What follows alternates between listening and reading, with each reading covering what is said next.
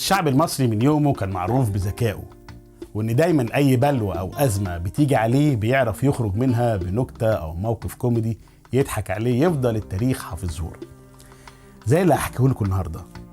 المصريين اول ما دخل عليهم الاسلام كانوا بيتبعوا مذهب السنه، فكان كل الحكام بتوع دوله الفاطميين بعد كده لما جم كان مذهب بتاعهم الشيعه، فكانوا عايزين يفرضوا مذهب الشيعه على المصريين، لكن المصريين كانوا متمسكين بالمذهب بتاعهم. وكان كل شيوخ الجوامع لما يجي يعملوا الخطبه في الجمعه كانوا دايما بيأكدوا على دوت ويزرعوه في كل المصريين من اول الصغار والشباب والكبار. فكانوا دايما بيركزوا على قصص الرسول والصحابه واتباعهم. طبعا حكام الدوله الفاطميه ما كانش عاجبهم الكلام ده، فعملوا ايه بقى؟ عملوا اجتماع كبير وجابوا كل الشيوخ اللي بيتكلموا في المساجد وبيخطبوا، وقالوا لهم من النهارده محدش فيكم يتكلم عن مذهب السنه، ولا حد يجيب اي قصص الصحابه ولا رسول ولا اتباعهم.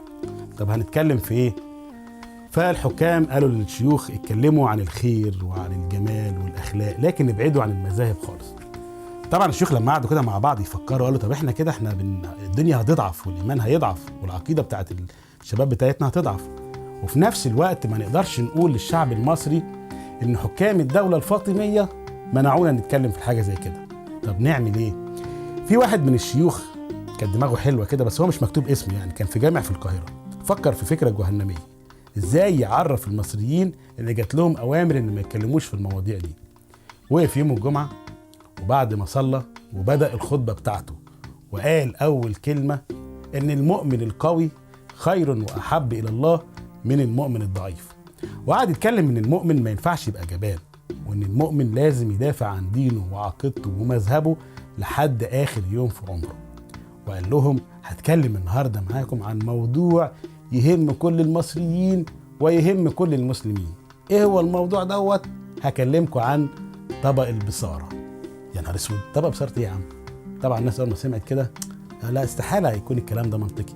وفضل الشيخ بقى يتكلم يقول البصاره وفوائدها، والبصاره دي لازم بالليل تنقعها، وكل ما تتنقع كل ما تكون طريه تبقى هاديه على البطن، ويا سلام لو كلتها الصبح اوعى تاكلها بالليل. وقعد يتكلم في كلام كده قلب فجاه كده الشيخ الشربيني اللي هو بتاعنا ده. وبعدين ايه الناس استغربت، قالت لا اكيد كده الموضوع فيه سر، اكيد الشيخ دوت اتمنع ان هو يتكلم عن مذهب السني، وقدر فعلا يواصل الرساله للمصريين. راحوا المصريين عملوا ثوره كبيره ووقفوا قدام حكام الفاطميين. بعدها على طول صدر قرار كوميدي لحد دلوقتي التاريخ لسه بيتكلم عنه، وان الحكام الفاطميين جمعوا كل الشيوخ وقالوا لهم ممنوع حد يتكلم في البصاره والطعميه والفول. وشاف المصريين قرارات غريبه طول عمرهم وطول تاريخهم. لو بتحبوا الحكايات بتاعتي تابعوني في برنامج حكايتنا من بيتنا، وبتابعوني على قناه اليوتيوب هتلاقوا قصص جميله قوي هتعجبكم. السلام عليكم.